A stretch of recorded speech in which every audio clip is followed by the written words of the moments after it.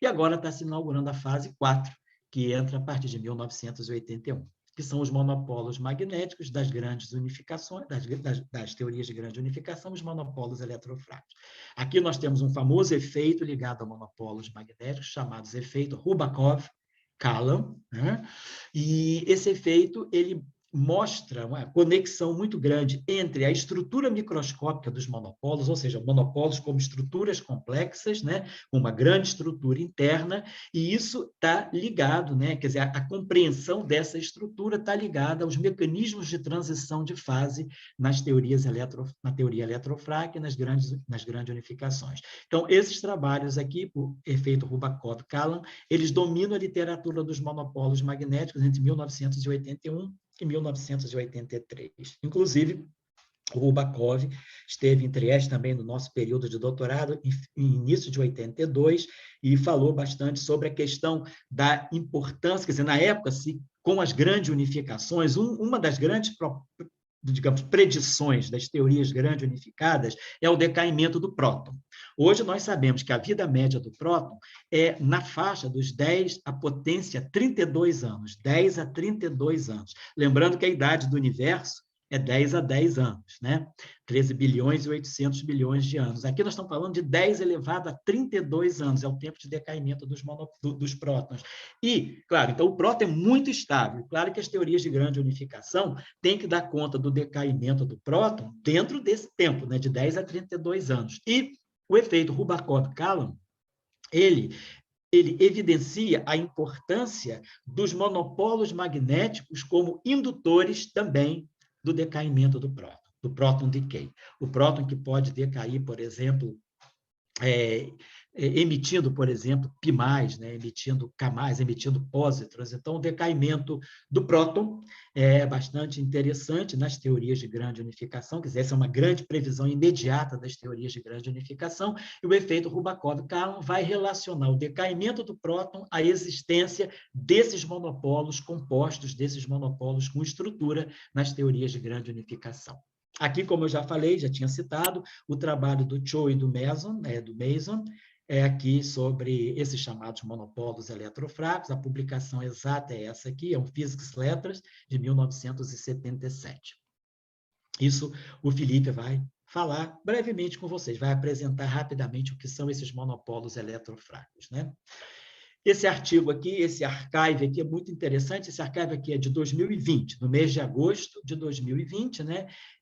Que é o trabalho do Ellis, do Hang e do Mavromatos, né? Estudando, então, monopólos eletrofracos e a discussão desses monopolos eletrofracos em conexão com a física do LHC. Né? Está um pouco fora de... Eu estou colocando aqui esse trabalho assim, meio deslocado temporalmente, mas é só para mostrar a importância, né, de que esse assunto, né, é um assunto muito atual. Nós estamos falando de artigos aqui de 2020. Né?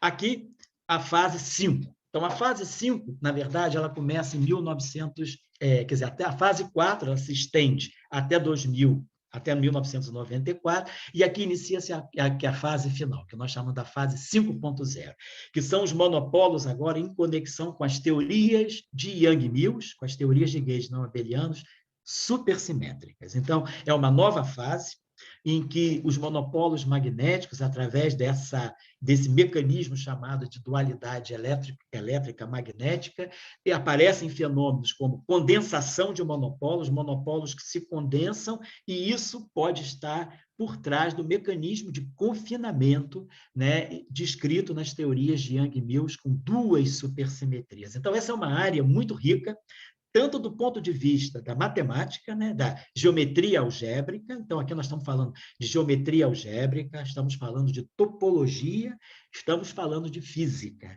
física de monopolos magnéticos compostos nessas chamadas teorias de Yang-Mills supersimétricas. Esses dois trabalhos aqui do Zyberg e do Itten, eles marcam não só uma nova fase no estudo da supersimetria, como também uma nova fase no estudo dos monopolos magnéticos. A gente pode falar de uma, vamos dizer assim, de uma fase Seiberg-Witten da supersimetria. A supersimetria se instaura em 1971, ela evolui até 1984, chegando na supergravidade n igual a 8, e aí, com a primeira revolução das cordas, em 1984, a supersimetria entra numa outra fase, que é a fase associada às cordas, né, e as dualidades. E aí nós temos, a partir de 94, a fase Seiberg-Witten da supersimetria, que é a fase em que